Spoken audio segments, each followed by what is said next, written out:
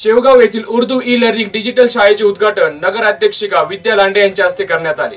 शाळा विकासाकरिता आवश्यक ते सहकार्य करण्याचं आश्वासन नगराध्यक्षा विद्या लांडे यांनी दिलं। उर्दू ई लर्निंग डिजिटल शाळेचं उद्घाटन लांडे यांच्या हस्ते पार पडलं।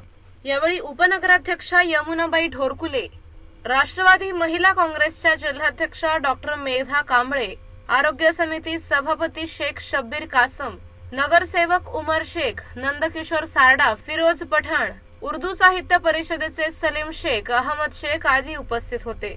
यावेळी शाळेचं निरीक्षण केलं असता प्रगती चांगली असल्याचं दिसतंय। शाळेतील पटसंख्या या उपक्रमामुळे निश्चितच वाढेल असं प्रतिपादन गट शिक्षणाधिकारी बुगे यांनी केलं। आपण सर्वजण उपस्थित, विशेषतः नगर परिषदेचे सर्व नगरसेवक उपस्थित आहेत।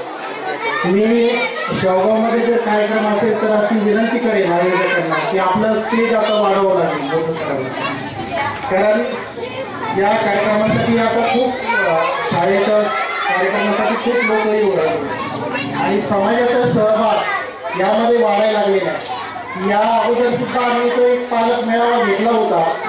पालक मेळाव्यामधून शाळेसाठी पालक, शिक्षक आणि विद्यार्थी यांचा जो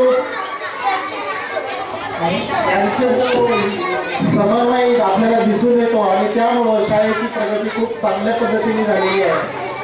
आता ई लर्निंग आपण सुरू करतोय, उद्घाटन करणे सोपं आहे, परंतु इथून पुढे खरी जबाबदारी शाळेची आहे की शाळेमधून याचा उपयोग आपण नियमितपणे केला पाहिजे।